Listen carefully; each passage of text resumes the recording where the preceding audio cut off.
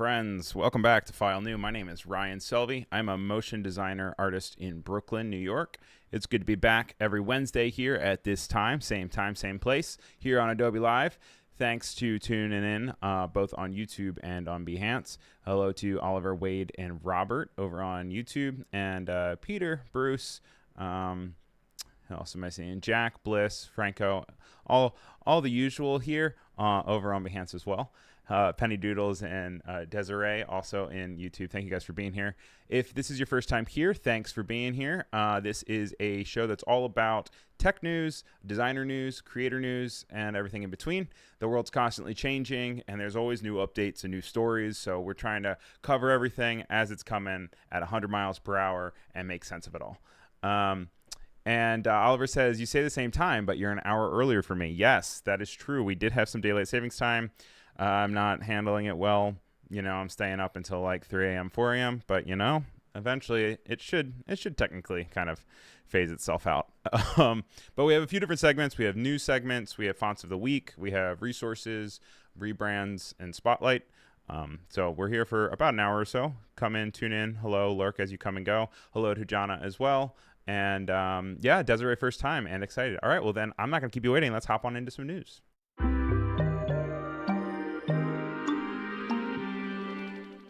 I always like to start with Adobe News when I can because it is an Adobe Live show after all. Adobe Max is one of the biggest conferences each year. There's also the one that's in the US, and then there's one in London. And I don't know if you guys are familiar or aware with it, but turns out that London's Adobe Max is coming up. It's just around the corner. We've got a lot of stuff coming up about Adobe Max and Adobe London. It is April 23rd, I believe. Yes. And it is the Creativity Conference. It's got a lot of people. It's both virtual and physical. It is available to everyone. And there's lots of great opening keynote speakers. You can go to the website on Adobe and you can find out all the different in-person sessions as well as Adobe Live sessions. For Adobe Live, you know, we're going to have first takes from Max London. There should be fireside chats. There is print-ready designs for your business. James Barnard's doing tips for using AI and video to speed up your workflow. Lots to take out of it. You can scroll through and see all the different experts and innovators. You have your regulars, you know. What's up, homies? Michael Fugoso. We have Paul Tranny, Terry White, Claudie. There are all the superstars and also lots of cool new updates. There's also NAB coming up soon, which Adobe will also have a presence at. And just a lot of cool, exciting updates. I always love this time of year because there's constant updates and big changes in the creative world and the technology world. And make sure you stick around on File New because as they're coming up, we will be letting you guys know what's happening and what's going on. I like how Oliver is saying, I'm aware of London in the Behance chat. Also, Winter Powell is joining the YouTube chat. Hello, lovely people. Hello, good to have you here. Our first news story that is non-Adobe is a surf. We talked about it a little bit ago. Basically, it's this new way of approaching and figuring out how to navigate the new social web. The social web is a new concept in its current form because we had social networking, but this is the first time that we're kind of really starting to approach protocols. And this is reporting coming from Sarah Perez at TechCrunch. It says, Open Social Web Browser Surf integrates with Bluesky in latest beta. And just reading from directly the article right at the beginning, it says, Surf, the new app from Flipboard, if you're familiar with Flipboard, is expanding its support for Bluesky's social network. On Monday, the company announced a new version of its beta software dubbed Blue Wave, which allows users to log into the app using their Bluesky credentials and then see all their Bluesky feeds in Surf, including their following feed, their Discover feed, and any other custom feeds they've pinned in the Bluesky app. The new integration will also allow users to access other Bluesky sources when building their own custom feeds, like starter packs, which are lists of recommended followers that people build to help new users find connections. And there's other Bluesky sources like lists and custom feeds also available. And so this is a way of kind of bringing everything into one spot to then be able to consume the web and have control over it and have control over your algorithm. I'm a big advocate of Bluesky. I like it a lot. I use it myself. Adobe Live has a Bluesky that I'm trying to keep updated, but I sometimes forget, so sorry. Also, people are like tagging me as if, not me, they're tagging the Adobe Live account just for Adobe support, and I'm like, I'm not qualified for this. But I am trying to get out there. I'm trying to get those updates for you guys so that you know when shows are going live and things that you can tune into. There's also a starter pack on Bluesky.com. Bluesky, what is it? bsky.app/Adobe Live, and there's a starter pack of all the different live streamers that you can go and you can follow them on Bluesky as well. But this is exciting. It is, once again, another way that we're kind of getting farther away from the idea of all of our socials living on one platform. This is kind of accessing it through a different place and having everything come together as one. So as creators, just kind of being aware that maybe the thing that you're posting isn't going to necessarily be consumed on the platform that you are posting it on. Up until this point, a lot of times you're creating things and it's mostly going to stay on the platform. Maybe someone will screenshot it or save it to their computer and upload it somewhere else. But up until this point, it was like if you post on Reddit, it's going to be consumed on Reddit. If you post on Instagram, it's going to be on Instagram. There are these new apps, and the fact that the protocols can kind of be reformatted, that it can be digested and discovered elsewhere, which is exciting, but also just something to also always keep aware as you are posting and creating new content.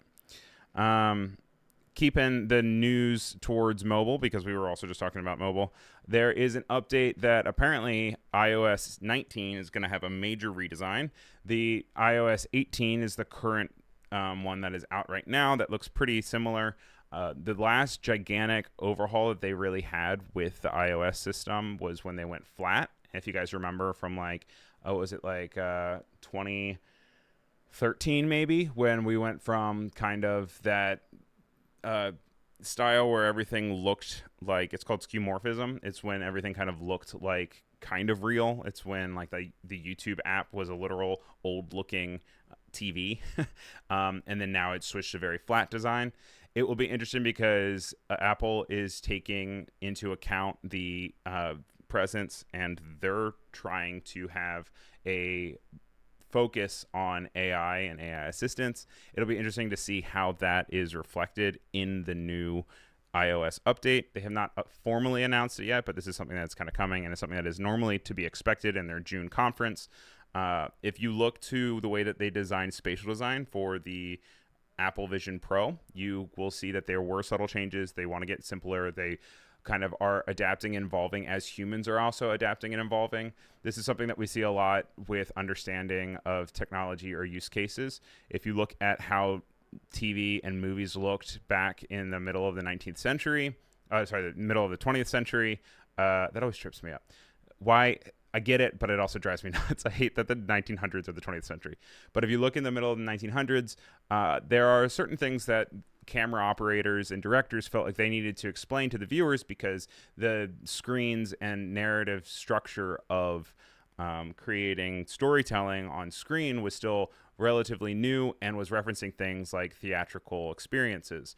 Then as we consumed more content as a society universally, there were things that could start happening where you can start to break barriers and break rules and start to assume that the person understands what's going on. We've also seen this with the web. If you look at websites from the early 2000s, it's not only limited by the technology, but it's also limited by people's understanding of how they interact with the technologies. And it's interesting to see these operating systems, both Apple and Android's OS, kind of evolve and change and reflect the changes that are happening with us and how we're interacting with technology. So when they say revamp, I am interested to see how much of a visual thing it takes, but I'm also interested to see how the organizational structure of this operating system is also updated, because Vision OS had to be very bare bones because you had to control it with your eyes. And I think through that, maybe they're learning that the things that you look at can be more simplified because people can figure it out just by looking at it. Oliver's saying, wasn't iOS supposed to look different? I'm sure they made a big deal about some appearance changes for it, and it looks the same. Yes, I feel like they do tend to say, like, this is our biggest revamp ever, but I think the understanding for this one is that it's going to get more influence and attention from things like Vision OS. Just like anything else, they've also been rumored to have a flip phone camera coming out, this year for 10 years now. So everything here is taken with a grain of salt, but do your own research, check it out, make your own inferences, and come June, I guess we'll figure out how it actually looks. But also interesting to see. Next up, more Bluesky news, and this is exciting for all video creators, especially with TikTok drama always going on. App version 1.99 is now rolling out. This is coming from the original Bluesky app. Hey, Alyssa. With every update, we're aiming to make the internet less toxic, they said, more fun, and more in your control. One of the biggest updates here, though, is now that Bluesky supports videos up to 3 minutes long.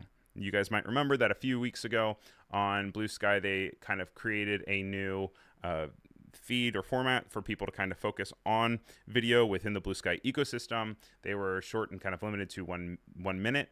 And there were some apps that kind of came off of that diaspora and started creating TikTok clones in Bluesky's ecosystem. Looks like they're continuing to have a focus on video and being able to really upload high definition versions.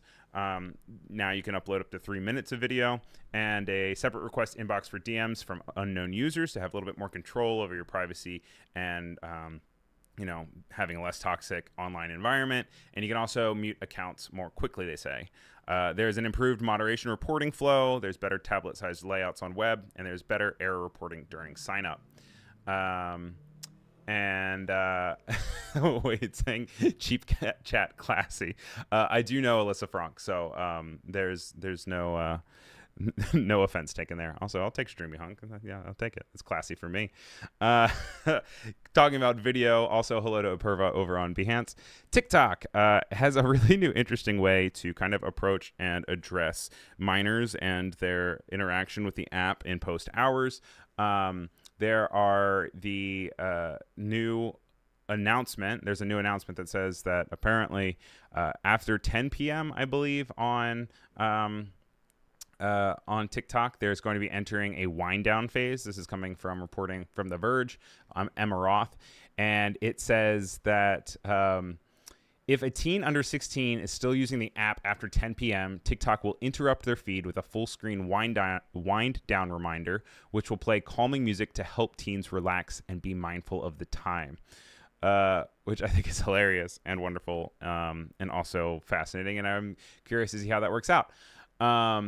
This is one of the first times that we've seen an app really kind of head-on address the minors situation. We've had some, topics about Instagram and what have you, but the idea of kind of like back in the day of TV broadcasting where they would turn off and play the national anthem and then it would just go blank. It's kind of interesting to see the social platforms maybe also starting to do that, but with age requirements.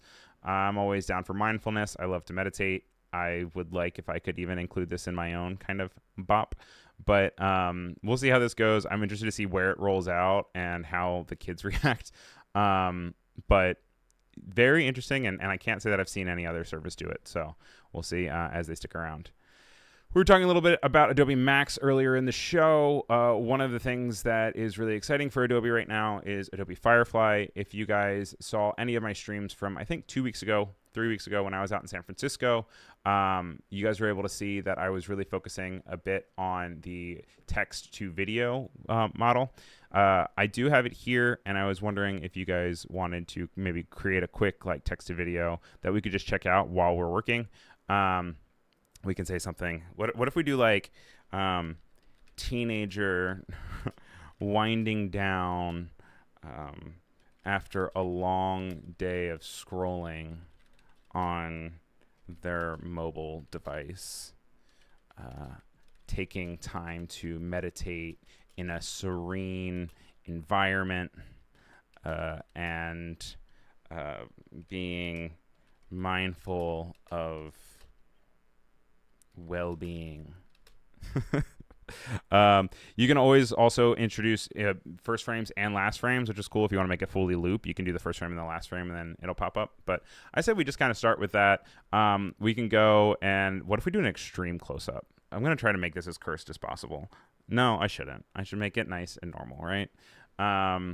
We don't really need to focus on any of the motion, but we totally can if we wanted to. And I'm going to go hit generate. And while it's doing that, we can go talk a little bit about some of our other stories, and then we'll come back and check in on the video after it is done doing its thing. For those of you in New York City, like myself, I'm very excited and pleased to say that I saw an update that Meow Wolf is actually creating a immersive experience based in Manhattan. It looks like they are basing their new spot off of a pier in Manhattan. I think it's like Pier 15 or something. I have to pull up the news article and see exactly what it is. But if you're not familiar with Meow Wolf, it is this really cool collection of artists that create immersive experiences where you kind of go. In Vegas, they have a gigantic supermarket with a bunch of fake products. And in Colorado, it's kind of like a growy plant area that feels like kind of alien plant-like. They really like adapted to each different place. They have it in Las Vegas, Grapevine, Texas, Houston, Denver, and Santa Fe, New Mexico. And there's another exhibition centered around the forgotten sad side of Hollywood that's slated to open in Los Angeles next year.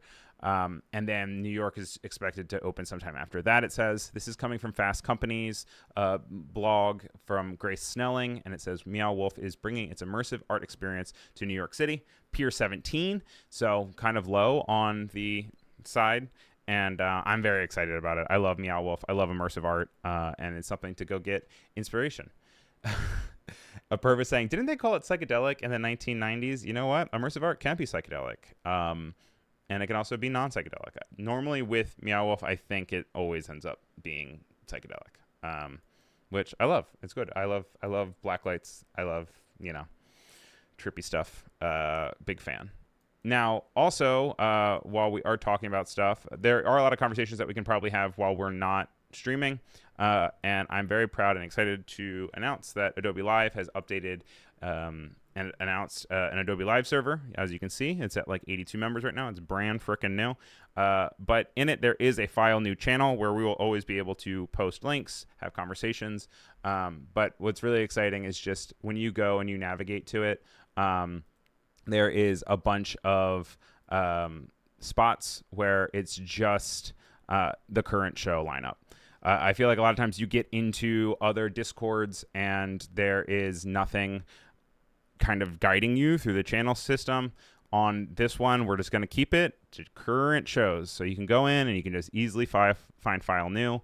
And then you can kind of have conversations or you can switch out in between. It has updates and you can control your notifications as far as like what shows you want. If you want to be notified for everything, if you want to be notified for just some stuff. And just really kind of taking it slow, being fine with pivoting. Would love to have you guys in there. Love that conversation. It's just kind of to have a place where things exist, not while we're, just kind of only streaming and then kind of disappear into the nether. So Penny Doodle says, Adobe Live Server, yay. And Bruce says, whoop, whoop. So thank you guys. Appreciate that. Speaking of other shows, though, Paco Siller had his photo talk, 3rd episode this most recent week.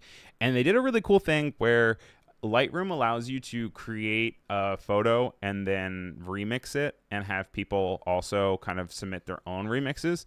So Paco has a bi-weekly show on Tuesdays, and that means that his next show is going to be on the 25th of March. So not this Tuesday, but next Tuesday. And he is asking for people to submit their photo remix submissions to be featured on the show. It says submit an edit of your photo for a chance to be featured on Photo Talk's next episode and have other community members remix it. The next episode being Tuesday, March 25th. I had a really good time with it. I'm not too familiar with Lightroom, but it was cool to pop up and just kind of see the different things that we could make. I'm going to go ahead and on the Discord, I can pull up and show you guys some of the ones that were created. He has this link to have this backpacking in Sierra Nevada. And then a bunch of people went and they started posting all the different remix ways to take the same picture and then turn it into something new, which was fun. And then you can also even see the breakdown when you pop into the links to see what filters they did, what settings they did. And it was super easy. And you can even access Lightroom through the web version and it still works, which is really nice.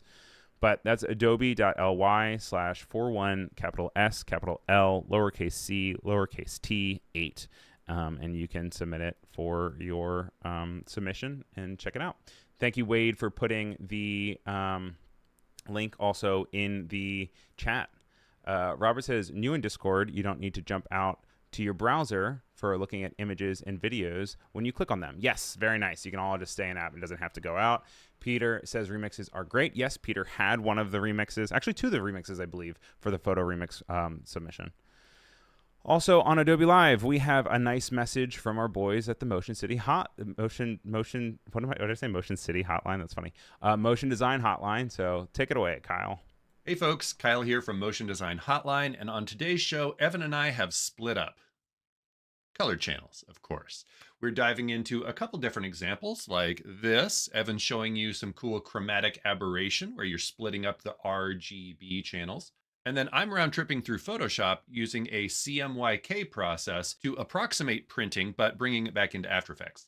Our show already happened, so you can catch it on the rewatch. You can see old episodes at motiondesignhotline.com, or you can catch us most Wednesdays here on Adobe Live. To Apurva's note earlier, didn't they call it psychedelic? If you're looking for psychedelic, Motion Design Hotline this week on Split Happens, definitely psychedelic. Looks like, you're having a bad time or having a really good time. Who knows? But Penny Doodle says the emo band Motion City soundtrack. Yes, that's what, honestly, it came from, because I used to love them. I mean, I still do. They're still good, but I don't listen to them as much as I do. Alessandra's in the chat. Welcome to the chat, Alessandra. Thanks for being over on YouTube. We will hopefully get a lot more YouTube activity coming up in just a second, because we'll be going into our Font of the Week, where you guys will be voting on the Font of the Week, but we're not quite there yet. We still have some more Adobe Live stuff to go through real quick. There is a really cool show by Jacob Paris called Art Maxing, and he is kind of figuring out the show. He's about like 10 episodes in or so, maybe like 8. And this week he introduced a new section, Command Z, and basically he is going to be quizzing people that he has on every single week with a different command key, and then seeing if they understand what it is actually for, and they get points if they do. And this week he did Shift Control Right Bracket. And I just wanted to kind of also reflect it to you guys as well, if you guys know what Shift Control Right Bracket does. Because I use it all the time, actually. So when he put it up, I'm like, that's an easy one. But then I was kind of surprised to see how people went along with it. But you can check out that whole thing. It's Art Maxing. He had Kid Nichols on this week, which was really fun.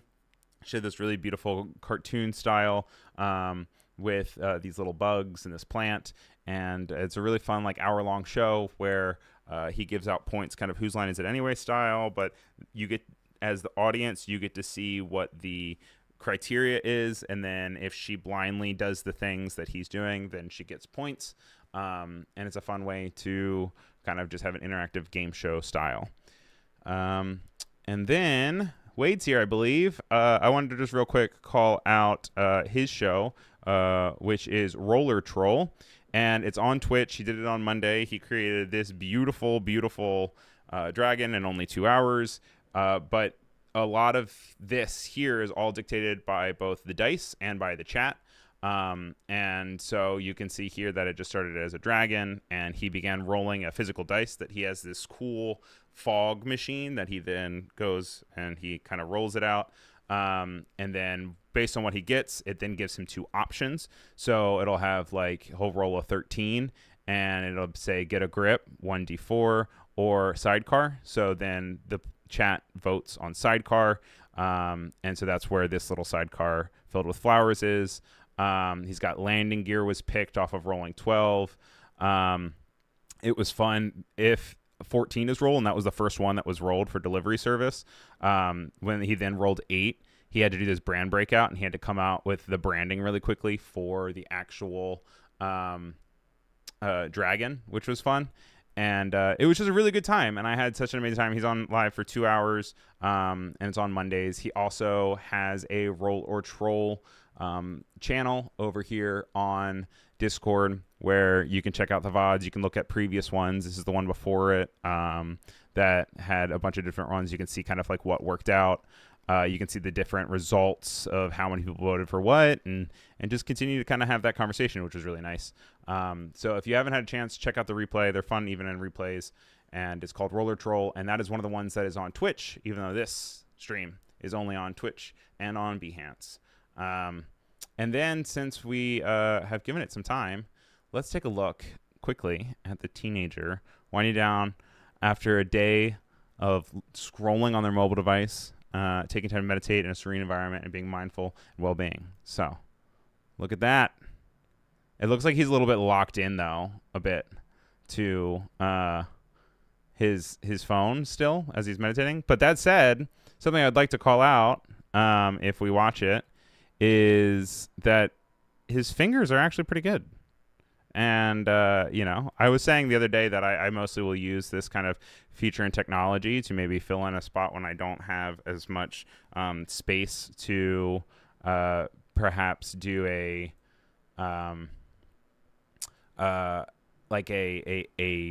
full B-roll or something. But Penny says maybe his eyes are closed, LOL, not looking down. You know what? He's doing his thing, all right? Bruce says it's Oliver. Yes, guys. Oliver right here in the flesh, winding down after a long day of being on his phone.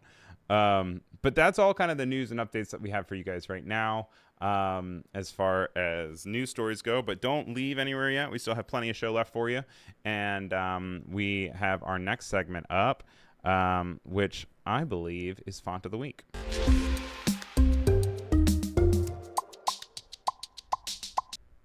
So, Font of the Week, we like to pick out 3 fonts from the Adobe Fonts library and then have you guys vote on which one you think should be the Font of the Week.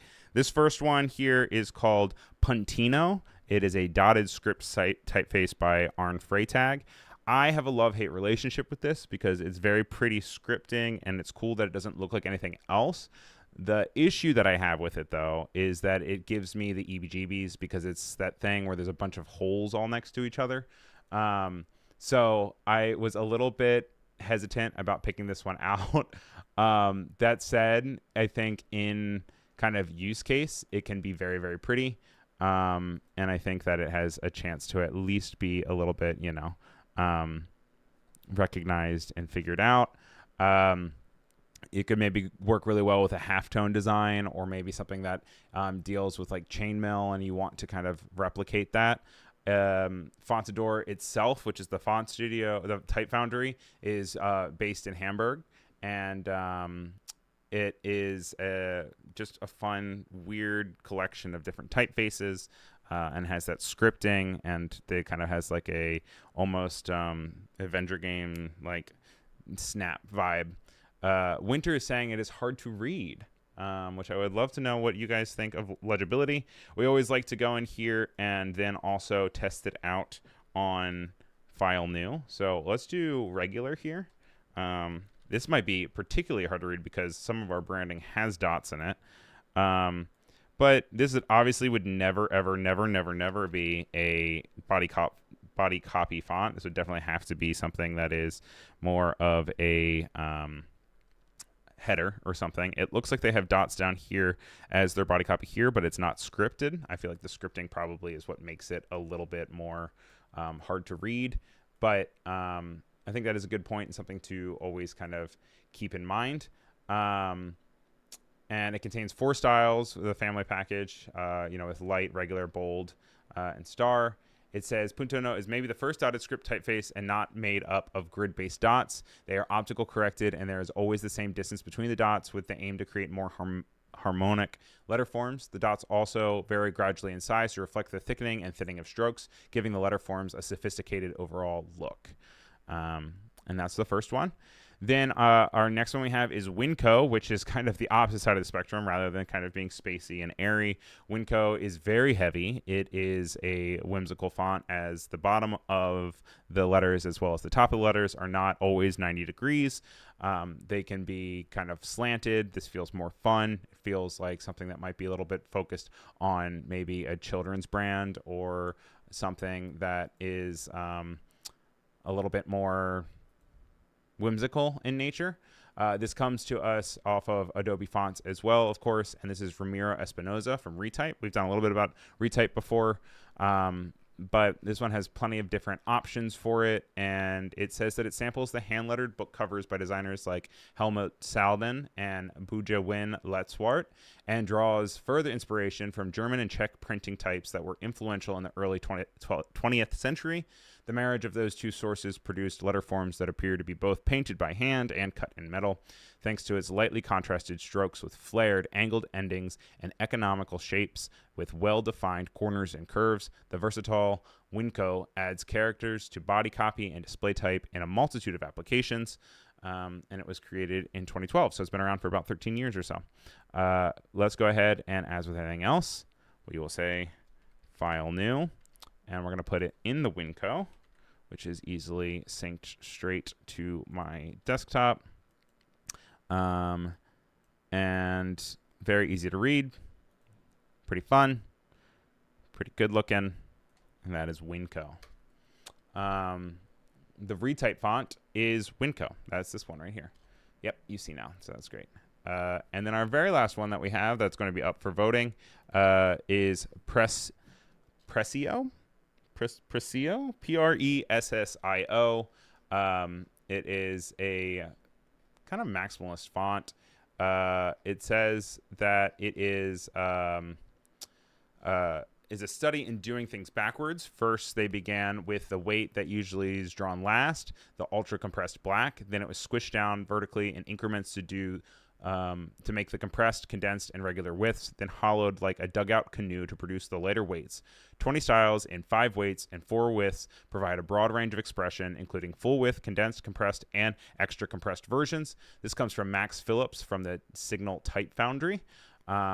And you can see here in their page that they even have kind of, this is where they go and they kind of break it down. This one definitely can work, I think, as both a display font and as a body font. But as always, one more time, we're going to write out File New here, and we'll put Pressio into it. I also always wonder with these guys, like, how do you guys feel about the selection of fonts and how they relate to each other? Because obviously Puntino is way different than the other two, but I guess Winco and Pressio are kind of similar. I like their angular cuts for specifically like the S here. I think that it adds a lot of fun to it. But I also realize that they could be kind of also condensed in bold and black, kind of like it. But with all that said, I'm going to go ahead and put up a poll for you guys. And I'm just going to say Font of the Week. And you guys have to remind me, because last week I forgot to announce the winner by the end. And that's no fun. We could always put it in the Discord, which you guys should join. But I think it should also probably be on the actual stream itself, because that's the whole point, right? All right, so without further ado, I'm gonna go throw the poll up onto YouTube, and the YouTube poll is available for everyone. If you're on Behance, you can either hop on and then hop back off. I saw also on the most recent stream that they were saying you could pop out the YouTube chat even if you don't want to watch the actual stream on YouTube. I don't know why you would be so against YouTube in that point. But then you have the voting module there for you in capacity to be able to continue to vote on it. Also, Vandal is in YouTube. Good to see you. Thanks for coming back. Nice to always see you. We just launched a Discord page, Discord server. So if you are looking to hop onto Discord and talk to people about any of the shows that we went over today, I would love to see you there. If you guys have any questions for it. It's also a really good place to be able to get and provide links for me. I know a few of you have been like, where's the best place that we can create links that we can then have featured on the show? That would be a great place to just go ahead and put it in the server in the File New channel of the Discord. But we're going to let that run for a bit. I like to let it run so we can figure it out. I'm seeing 11 of you already voted, but I still want to give plenty of time. Bruce Gonzalez is here as well. Thank you, Bruce, for hopping on over to the YouTube page. Good to see you. We also need to meet up again soon. But while that is rolling, we can head over to our next thing, which is going to be resources, I believe. So let's check out resources.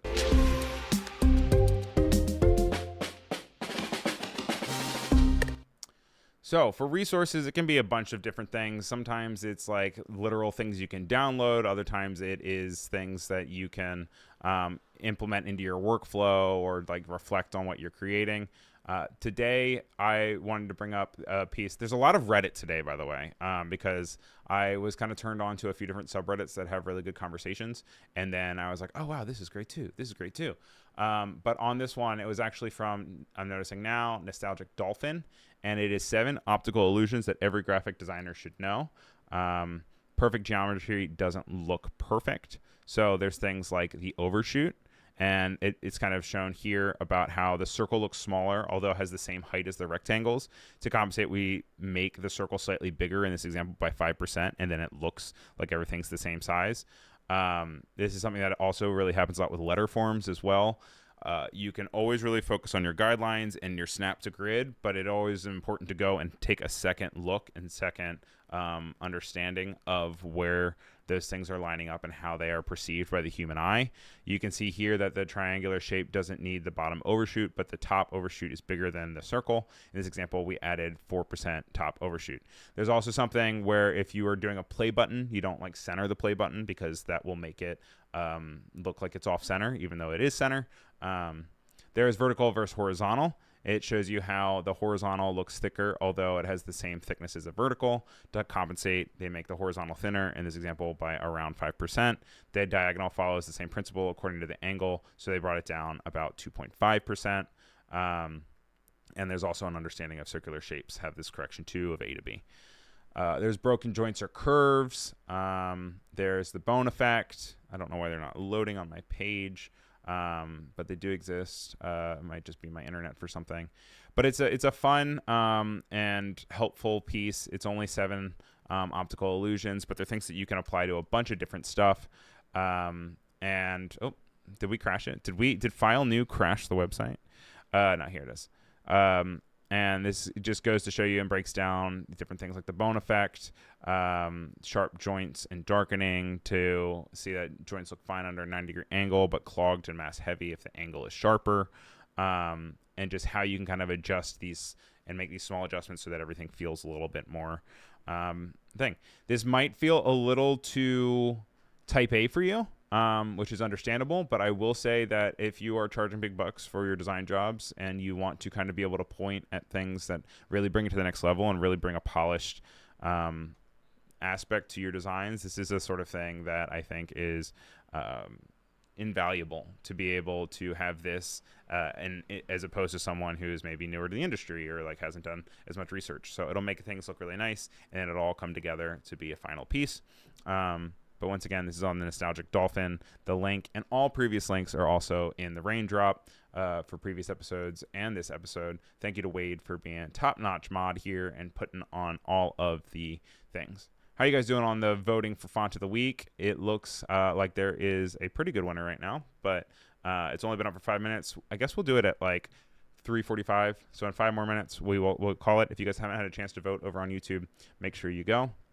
We're just going to continue to go through some resources. And once again, these are the 3 typefaces that we had: Puntino, Winco, and Pressio. Then next up on our resources, it's some more Reddit. But this one is less of a giant article as much as it is just a kind of thing to keep in mind. And it says, I had to remind myself again today that I am not a heart surgeon who made a horrible mistake and that my patient could die any minute. No, I'm just a little graphic designer who sent the wrong file to the print shop, and now my company might have to reprint it and pay another $30. No, I will not die because I'm a mistake, and I will not get fired. No one hates me, and I'm a good designer. I just made a little mistake. And they said, I am saving files, but not lives. And that is super important to remember, guys, because it's so easy to make everything feel like it is the most important thing ever. And as designers, you should have attention to detail, obviously, but you're going to make mistakes. Everyone makes mistakes, and that's okay. And just kind of focusing on your well-being and understanding that revisions and mistakes happen on both the account side, the design side, the client side. Everyone's going to make mistakes, and as long as we are more welcoming to both ourselves, we can be also more welcoming to others as well. So that's like resource, but also kind of just like life tip, you know? This is way more of an actual like resource. I found out about Sketchplanations this week. I believe it was from waxy.org maybe is where I found it. But this is the website where there is a bunch of different breakdowns of different design principles, but not only design principles. They have a bunch of different categories, you know. They can have food or business or cognitive bias, physics, techs. Design is by far their most one, but they will take any of these concepts and they make a point to kind of sketch it out to be able to show what it is. So we were talking earlier in this show, actually, even about skeuomorphism, and it's about new design that mimics an earlier one. So like the save file, the call that like looks like a phone, camera, and so they'll give also examples. They'll break down kind of different places they've existed, how it's existed over time. But they always have a really good way of at least having some portion of it be a sketch out of a concept. The blur your eyes test to check communication for structure, to kind of just have in your back pocket to at any point like step back from design and blur it and just see if you can tell what is broken up. That way that there is clear structure, even if it is in this case the structure of an email, but it also could be a poster or it could be a special editorial design or you name it. It's just really fun. They're very quick to read, like probably 3 to 5 minutes each, and they're constantly adding to it. It's very, very cool. I'd love to talk to them actually on the show at some point. We're going to close the poll in about 3 more minutes, you guys. So make sure you vote on Font of the Week if you have not yet. What do we got here? This is one that's way more of a download. I have not tried this one myself, but I did think it was fun. Look Away is a smart break reminder that helps reduce eye strain, digital fatigue, and maintain better posture so you can end your day feeling fresh and not drained. And basically, it will black out your screen and tell you to either like fix your posture or look away or pause and take a second to reset. This is also kind of following up on the idea of saving files but not lives, being able to focus on your mental health and your well-being as you are designing. One more Reddit one, right, guys? This is coming from the graphic design subreddit. What rule of thumb really helps you become a better designer? And so they just had a bunch of different answers and responses, and I was wondering if you guys had any of your own, because I think this is like a really good and interesting forum to have. And just a good resource to kind of like be able to skim through. The top comment on it is from the all new iPhone, which is funny. It says, work in black and white first, stick to a grid, keep it simple, don't reinvent the wheel, say yes to products that push you, growth is uncomfortable. Platinum Happy then follows that up with saying that really not enough people are working with a grid. It's infuriating to see them eyeballing margins in spaces, especially when product files are shared and passed down when needed. Someone says use the acronym CRAP, C-R-A-P, which is contrast, repetition, alignment, and proximity. Alien Animal says perfection is the enemy of progress. Sometimes it's done when it's good enough, which I really have to take away a lot of times, because done is better than perfect many, many times. That's kind of what a perv is also saying in Behance right now. It says never sweat over a finished work. Vandal says the more stakeholders, the more revisions. Yes, very true. I guess we can rerun the wider the margins, the fancier the piece, which is also hilarious because sometimes you open up something and it's just like, whoa, like this says nothing on the page, but it kind of is a flex and moves stuff. All right, so we are at 45 minutes in, so I'm going to go ahead and end the poll. The winner, the clear winner, actually it's not super clear this time. We had 29%, 47%, and 24%. Winco is the font of the week. Congratulations, Winco. I feel like we should maybe like do something here with the creation and the fact that let me see, I also have to make sure that I screenshot this and put it in the Discord for everybody, which I will be putting, as you guys know, under file new. I'll go ahead and I will put a little screenshot that we have here for font of the week. Cool. This is more of a hyperlink. So let's real quick do Rebrand, because we are talking about the concept of sorry. And I just want to make sure I don't have an alert here. What was I saying? Rebrand. Let's hop into Rebrand real quick, and we can talk about the rebrand this week.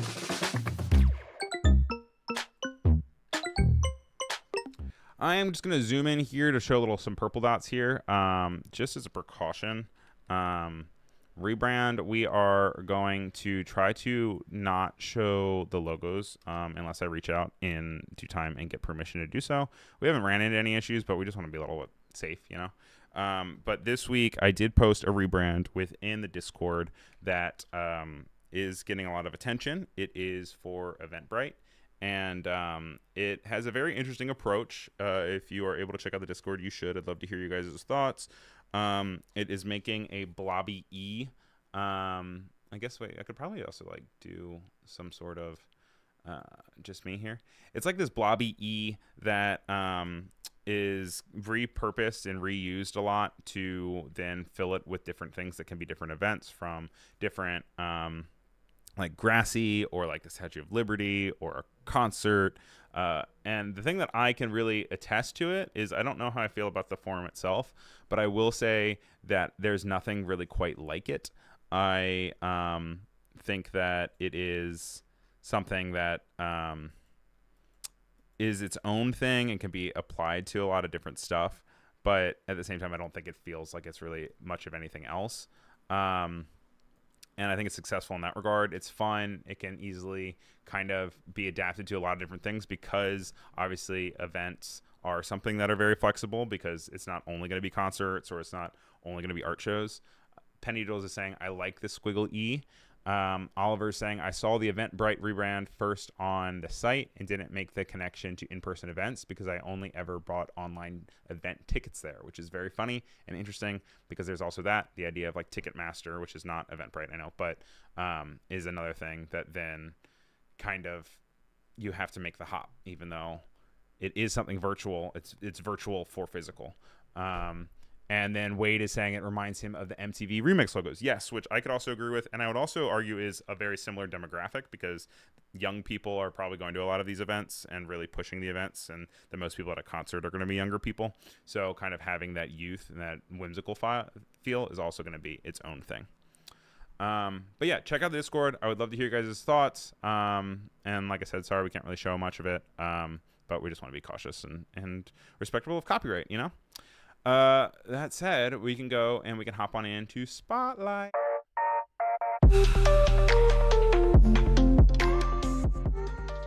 Last week, we talked a little bit about Matthew Chakro's new podcast, and there is another new update today with it. And it is a great episode with Tyler Pate that's coming out. I don't know if he has posted it yet or not, but love Tyler Pate. He's been on Adobe Live a lot of times. There's also a Nick Longo episode. And he's really getting it off the ground. He's putting his heart into it. Matt is a really great upcoming designer who works for both. He's worked for Disney in the past, and he's finishing up his education right now. But he's really helping out creatives kind of get out there and understand how he had the successes and connections that he had, and how it can also be reminiscent and replicated by others in their own industries. So I would definitely recommend checking it out. He put a lot of time into it. This is the Eventbrite. It has a really good write-up, by the way, on It's Nice That by Harry Bennett. It says, as part of a comprehensive reimagining of the platform, Buck strategically repositions the brand as the go-to for event going. Another one that I wanted to, another friend of the show, Chris Porter, has been on Adobe Live a handful of times, and he actually had a stream itself about this board game, and it seems like they're really getting into the final sprint of it. It seems like there's about 29 days to go, but Holliday Hills, a delightfully strategic tree decorating game. He also is going to be able to share with us a little bit of some behind-the-scenes things that are used to create this board game and how that process works out. Something to check out. I love a complicated, very physical board game. Like, these are all different pieces. I cannot imagine playing this in a house with a cat, though, so I don't know if I'll be able to get it. Christmas is a long way out, but I will say it takes a long time to manufacture products and manage them and ship them and get so much. So it'll be interesting to hear kind of what he has to say about that whole experience and also the Kickstarter experience. But something to check out. It's Holliday Hills. And a big shout out to Chris Porter, because he's a great guy. Also, on It's Nice That, you guys, we look like we're on top of each other. I didn't even mean to do that. On It's Nice That, they did a really cool write-up. They always have this kind of creative career conundrums of like people reaching out and saying like, I need advice on this thing. And it says, You can choose to be intimidated by change or excited by it. The question is, design has changed so much, and I don't even know these new products, these modern tools and workflows I see people using. So I wonder if my experience is still valuable and if I should be opening up to learning new things. I've been working for several years, and I find my work is largely templated and same as what I started doing when I was hired. I make lyric videos or other supplemental designs like GIFs and social assets to support clients, but by and large don't do anything original. I know the job market is tough, but this is the experience enough if I want to advance anywhere in my career. And this is responded to by Katie Cadwell, co-founder of branding studio Lucky Dip and the NDA podcast. It says, it does feel like technology is moving at a rate of knots and the industry is running to keep up. Historically, those willing to embrace new tech stay ahead. From the first computer to Flash to web design and now AI, the people using new software aren't instant experts in it. They're just open to adapting the creative practice. It says you can accept to move up without, you can't expect to move up without keeping up. And you can either choose to be intimidated by change or excited by it. And she says a little bit more. I don't want to read the whole thing. I think it's a good 2-minute read if you'd like.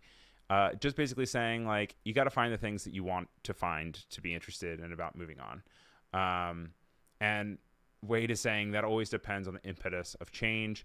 You got to keep up, though. You got to find where it is, where it updates for your own, and like how you can stay attached to it. That's another Reddit one, so we can skip that. That's another Reddit one, so we can skip that. We'll hop into hyperlinks real quick because we only have a few minutes left. And I got cut off last week, so we're going to try not to get cut off this week.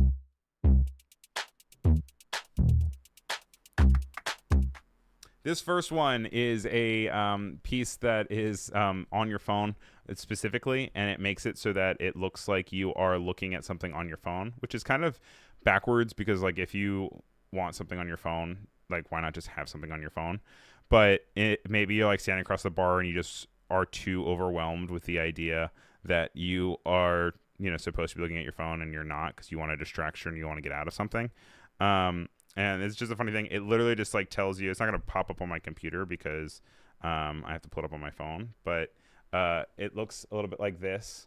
And then it tells you like, tap these buttons. Or like then it'll be like swipe right, like look at your phone, and then like it'll basically just tell you to do different stuff. Yeah, swipe right, like stare at the box, double tap this, and it's just a funny little website that has you interact with your phone when you don't need to. Another app that's coming up, decrease your screen time, touch grass. This is a way to end brain rot. And basically, it locks down your phone until you go out and record a video of you touching grass. And then it asks you if you want to lock out your phone in a day again when this happens, or maybe an hour, to make you touch grass more. Which is very funny. And then this last one, real quick, we got like 30 seconds left. It's Snug. It is a fun game that I found that you can play in your browser. And basically all of these objects need to fit into a bag and they kind of fall with gravity, but also feels like Tetris and you move them around. Just a fun little mind game. And it's also really fun to look at it from a design sense to say how they're telling stories and what they're talking about with only objects and how they're fitting into stuff. Anyway, guys, join the Discord. Thanks for being here. My name is Ryan Selvy. You can find me on Bluesky, ryanselvy.com. You can find me on Instagram, just Ryan Selvy. Make sure you stick around and stay tuned because Office Hours is up next with Andrew Hockottle and Nick Longo. It's been a pleasure, and thanks for watching. I'm not going to get cut off. I love you all. Goodbye.